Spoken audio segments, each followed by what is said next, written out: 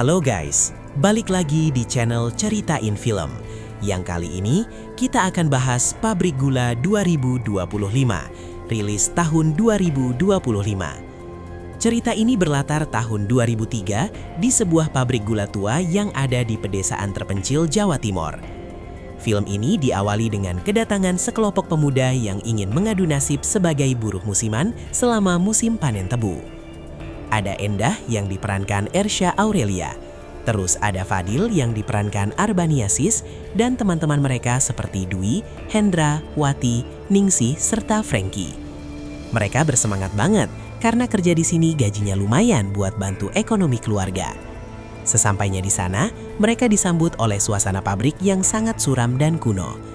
Para buruh langsung diarahkan menuju mes atau loji sederhana yang sudah disediakan pihak pabrik sebagai tempat tinggal sementara selama beberapa bulan ke depan. Kerja di pabrik ini udah gajinya gede, terus dapat tempat tinggal. Tapi warga sekitar pabrik kan udah gak ada yang mau lagi kerja di sini. Emang kenapa, Mas? Nah, setelah sampai di loji, suasana sebenarnya sudah terasa agak aneh, guys. Pihak pabrik memberikan peraturan yang sangat ketat dan tidak masuk akal bagi para buruh baru. Salah satu aturan yang paling ditekankan adalah dilarang keras keluar dari kamar atau bangunan loji setelah suara sirine atau klakson pabrik dibunyikan pada malam hari. Para mandor dan warga senior di sana mewanti-wanti banget soal ini. Tapi mereka nggak menjelaskan alasannya dengan detail. Awalnya, kelompok Endah dan kawan-kawan menganggap ini cuma prosedur keamanan biasa, karena area pabrik yang luas dan banyak mesin berbahaya. Mereka pun mulai menjalani rutinitas bekerja di ladang tebu dan area penggilingan dengan lancar. Tapi, rasa penasaran anak muda mulai muncul saat mereka merasakan ada sesuatu yang disembunyikan di balik dinding pabrik tua tersebut.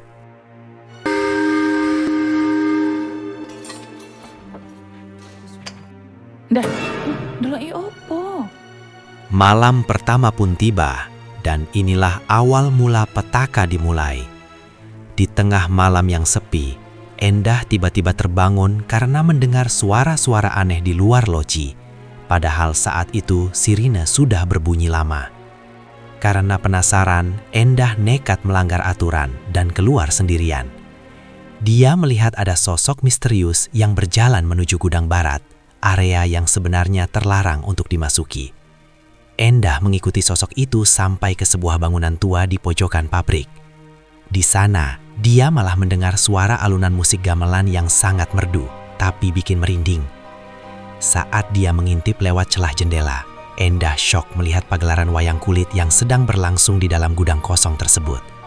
Yang ngeri, semua pemain musik dan dalangnya tiba-tiba berhenti dan menatap tajam ke arah jendela tempat Endah mengintip.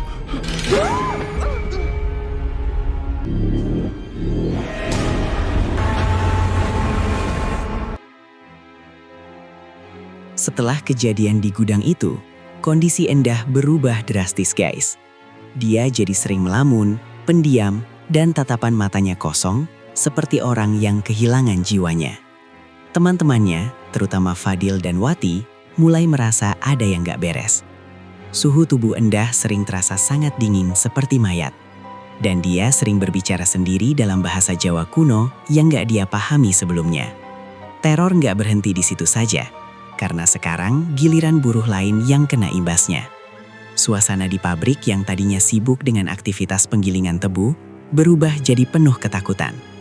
Beberapa buruh mulai mengaku melihat penampakan sosok wanita berwajah rusak dan bayangan hitam besar yang mondar-mandir di area mesin penggilingan. Mereka mulai sadar kalau ada kekuatan gaib yang sangat marah karena kehadiran mereka di sana. Ketegangan makin memuncak saat kecelakaan kerja tragis mulai terjadi satu persatu. Ada seorang buruh yang tiba-tiba jatuh ke mesin konveyor penggilingan tebu, padahal dia sudah sangat berhati-hati. Kejadian itu sangat mengerikan dan disaksikan oleh banyak orang, membuat nyali para pekerja musiman ciut. Gak lama kemudian muncul penemuan mayat di sebuah sumur tua yang letaknya ada di belakang pabrik. Mayat tersebut ditemukan dalam kondisi mengenaskan dengan luka-luka yang gak masuk akal secara medis, seolah-olah dia dicabik-cabik oleh sesuatu yang bukan manusia. Polisi memang datang, tapi warga lokal berbisik kalau ini adalah ulah penunggu pabrik. Fadil dan Hendra mulai curiga kalau pabrik gula ini sebenarnya punya rahasia kelam yang sengaja ditutupi oleh pemiliknya selama puluhan tahun demi kelancaran bisnis.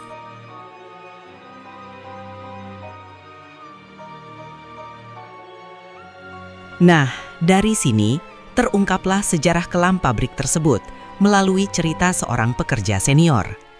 Ternyata, bertahun-tahun yang lalu, pernah terjadi kebakaran hebat di pabrik ini yang menelan banyak korban jiwa. Para pekerja yang tewas itu terjebak di dalam bangunan yang terkunci dan mereka meninggal dalam kondisi mengenaskan. Arwah-arwah mereka dipercaya masih gentayangan sebagai sosok ghost burnt atau hantu gosong yang mendendam. Selain itu, pabrik ini ternyata dibangun tepat di perbatasan Kerajaan Demit, sebuah dunia gaib yang dihuni oleh makhluk-makhluk halus paling kuat. Aktivitas penggilingan tebu di musim panen ini dianggap telah mengusik ketenangan kerajaan tersebut. Para demit ini sekarang menuntut balas dendam dan meminta tumbal nyawa manusia sebagai syarat agar pabrik tetap bisa beroperasi dan menghasilkan gula yang manis. Konflik makin memanas saat mereka menyadari kalau salah satu dari mereka harus menjadi tumbal utama agar yang lain bisa selamat. Ternyata, selama ini ada ritual tersembunyi yang melibatkan boneka-boneka yang dikubur di area pabrik sebagai pengganti nyawa. Namun, karena kesalahan ritual sebelumnya, boneka tersebut nggak lagi bisa menipu para demit. Para makhluk halus ini sekarang mengincar nyawa asli para buruh musiman. Endah yang sejak awal sudah ditandai karena mengintip pagelaran wayang, terus-menerus ditarik oleh kekuatan gaib menuju pusat kerajaan demit tersebut. Fadil nekat melakukan segala cara untuk memutus kutukan itu, termasuk harus berhadapan langsung dengan sosok demit hitam raksasa yang muncul dari kegelapan. Suasana pabrik benar-benar berubah jadi neraka bagi mereka yang masih terjebak di dalamnya. Menjelang klimaks, rencana mereka untuk kabur makin sulit karena hampir seluruh akses keluar pabrik ditutup oleh kabut tebal dan kekuatan gaib yang menyesatkan jalan. Mbah Samin memperingatkan kalau satu-satunya cara adalah dengan mengembalikan keseimbangan antara dunia manusia dan dunia demit melalui ritual penukaran posisi. Namun, risiko ritual ini sangat besar karena nyawa taruhannya. Hendra dan Ningsih yang saat itu berada di posisi paling rawan di loji, tanpa sadar sudah masuk ke dalam jebakan Sang Maharatu Demit. Sang ratu ini merasa dipermainkan oleh manusia-manusia ini. Ketegangan memuncak saat ritual pemindahan nyawa dimulai, di mana mereka harus bertarung melawan waktu dan gangguan fisik dari para hantu gosong yang berusaha menyeret mereka ke dalam tungku pembakaran pabrik yang tiba-tiba menyala sendiri. Inilah adegan klimaksnya yang paling ngeri, guys. Saat ritual berlangsung di loji, Maharatu Demit merasa diperalat dan akhirnya murka. Dia langsung menukar kembali posisi Hendra dan Ningsih yang sedang berdiri tegak dengan dua boneka yang sebelumnya sudah dikubur di dalam tanah. Fadil, Endah, dan Wati yang melihat kejadian itu langsung panik dan berlari menuju tempat penguburan di area sumur belakang. Mereka menggali tanah sekuat tenaga dengan tangan kosong, berharap Hendra dan Ningsih masih bisa diselamatkan. Tapi terlambat, guys. Saat tanah berhasil digali, mereka menemukan Hendra dan Ningsih sudah dalam keadaan tidak bernyawa dengan posisi yang sangat mengenaskan, persis seperti boneka tumbal. Kematian mereka menjadi harga mahal yang harus dibayar agar kemarahan para demit bisa mereda untuk sementara waktu, meskipun pengorbanan itu terasa sangat pahit bagi teman-temannya. Di adegan terakhir, Fadil, Endah, dan Wati yang tersisa akhirnya diperbolehkan pergi dan melakukan perjalanan pulang ke kampung halaman mereka menggunakan truk.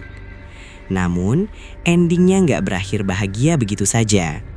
Saat di perjalanan, Fadil melihat melalui spion kalau sesosok demit masih mengikuti mereka dari kejauhan, menandakan kalau teror ini mungkin belum benar-benar selesai. Sementara itu, di pabrik, Mbah Samin dan Mbah Jinah yang mencoba memberikan sesajen terakhir justru ditolak mentah-mentah oleh para penghuni gaib. Tiba-tiba, Sesosok demit hitam raksasa muncul dari kegelapan dan menerkam mereka, menandakan awal bencana baru yang lebih besar. Wah, gila banget ya endingnya. Oke guys, itu tadi alur cerita lengkap film Pabrik Gula 2025.